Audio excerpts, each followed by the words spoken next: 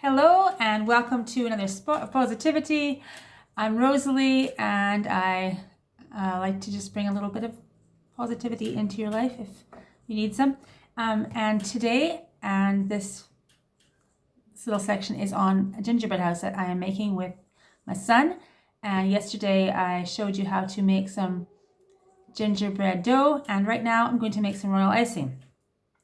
So the great thing about this is that I thought I was going to have to get a mixer, and you know what? You don't need to have a mixer to make royal icing. So you start out by putting 2 egg whites in. I'm going to just guess what 2 egg whites. This has got 3 in it. It's going to have 3 in the end, but it's going to have 2 to start with. And you mix those around and beat with egg whites and some lemon juice.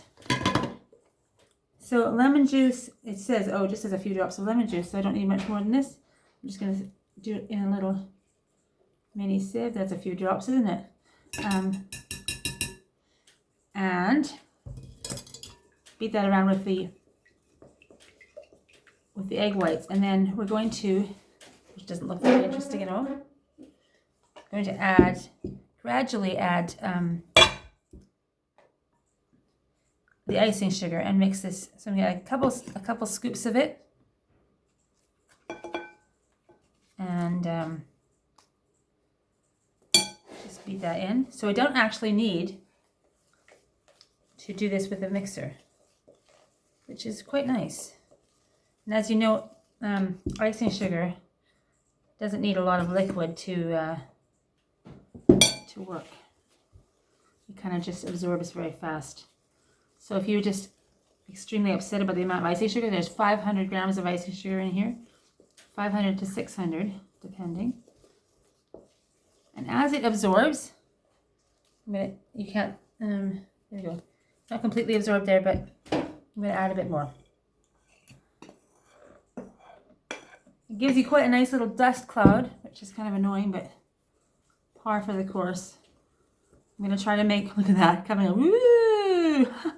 It's like dry ice effect. It's amazing. A gingerbread house is not the neatest thing to make, but I'm trying to clean up as I go.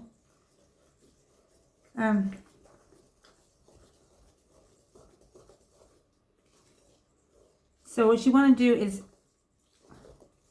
add all the icing sugar eventually, and then I'm not going to add the whole extra egg yolk. Just egg white. I'm going to add as much as I need to give a coatable consistency, but not still thick enough to coat the back of a spoon. And what it's just not quite all getting in there yet. That's where patience comes in. And actually, if I had a big electric mixer going, unless it was all covered, there would be quite a large dust cloud happening. So now, when it's mostly absorbed, I'm going to add a little more of the egg white. And see what I get to. So I want it to be thin enough to pour it.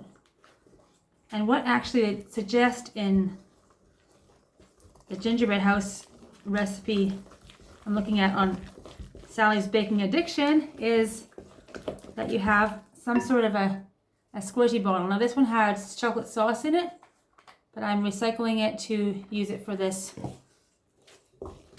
Yeah, this is great. Look at that lovely consistency. See, it's thick enough to coat the back of a spoon. I didn't quite use all my egg white, most of it. Of course, all my icing sugar, and I'm going to just take that down so you can see exactly what we're looking at and not just my stomach. There we go. So that has been a lovely little thing. I'm going to just, while I'm on with you, put it into my bottle, spoon by spoon. So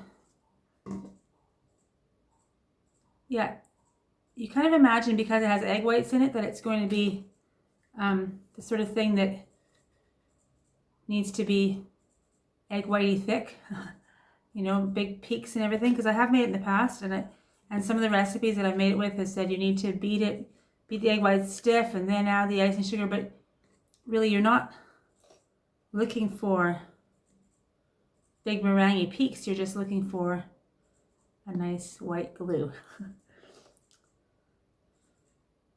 friend of mine was saying she doesn't like the taste of this. She prefers to use butter icing, but butter icing doesn't keep as well as this. It's just basically the egg white dries. Also, that if you're concerned about salmonella, I guess it's a concern, but I know in the UK the eggs are inoculated against it.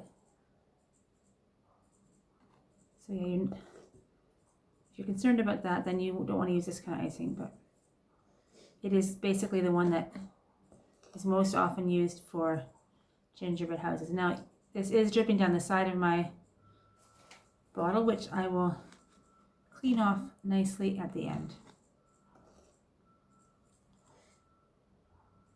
But it is going to be great because nothing worse than fiddling with piping bags, I think. There are worse things. It's a real first world problem, isn't it? Nothing worse than running out of lip gloss. So I'm glad I kept this bottle. These things, by the way, like professional proper ones, are great for oil and stuff like that, but rather than throwing away a squeezy bottle like this, super use for it. And it might not get every last drop of the icing out of here in the end, but it should be a great thing.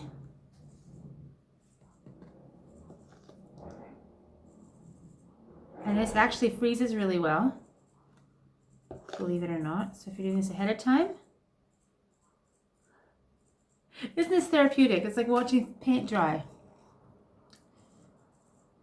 So the idea is we're gonna do a very, very, I don't think, quite a simple pattern, not lots and lots of sweets in this gingerbread house. Some of them are just great and covered with all kinds of colorful sweets.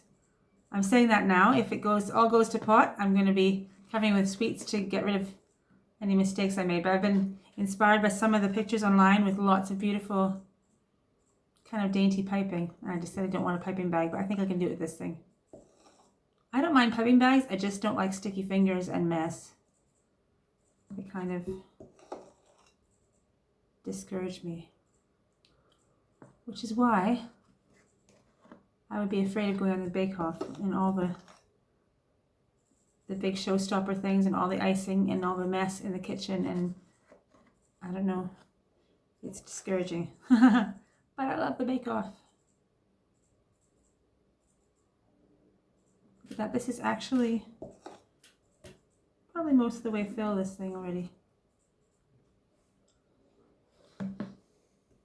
So yeah, there's loads of stuff, loads of pictures online, and the one we did is just pretty much seeing a picture and figuring it out ourselves, the templates, everything, and seeing what we can do with it. So I've never kind of done this before. A friend of mine said yesterday that she basically makes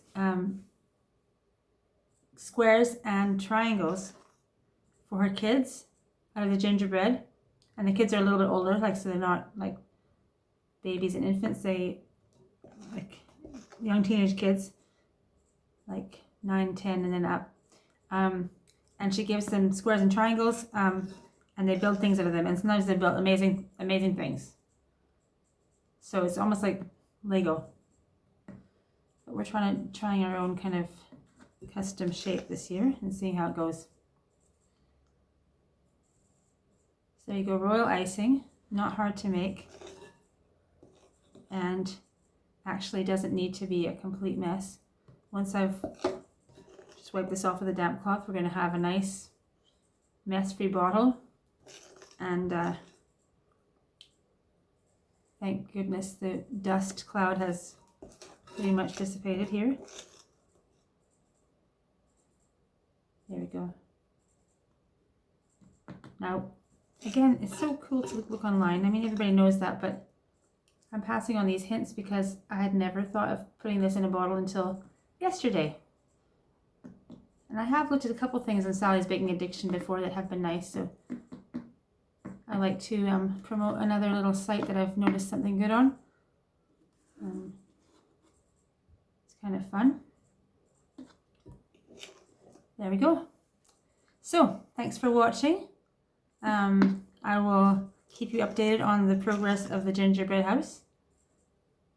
And please like and subscribe if you've liked. It gives me a thumbs up. It'd be great fun. Enjoy.